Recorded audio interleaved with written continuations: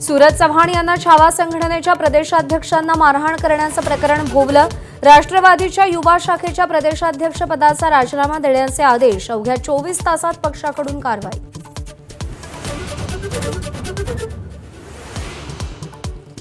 सूरज चव्हाणांसह 12 जणांवर गुन्हा दाखल। सूरज चव्हाणने केलेल्या मारहाणीनंतर पक्षश्रेष्ठी संतापले।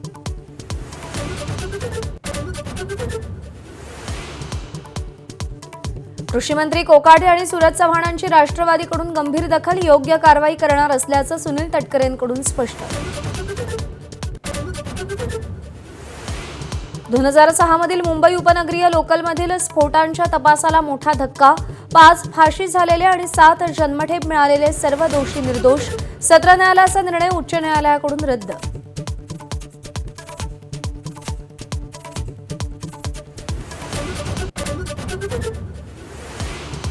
बॉम्ब, बंदुका, नकाशे असे पुरावे गोळा करण्यात सरकारी पक्ष अपयशी। स्फोटांसाठी वापरलेल्या बॉम्बचा प्रकार शोधण्यात सुद्धा सरकारला अपयश। निकाल देताना कोर्टाचं निरीक्षण।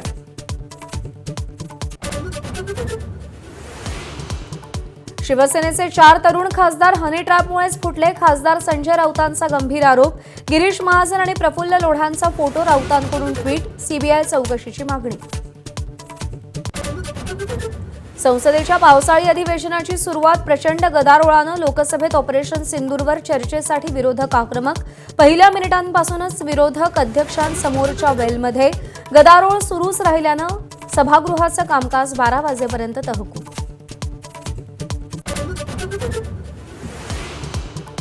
पावसाळी अधिवेशन हा विजयोत्सव। पंतप्रधान मोदींचे गौरवोद्गार। ऑपरेशन सिंदूरमध्ये 100% यश मिळाल्याचं नमूद।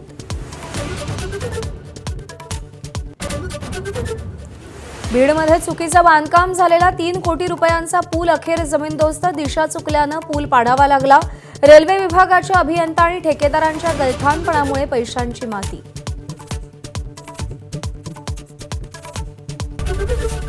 एबीपी माझा, उघडा डोळे बघा नीट।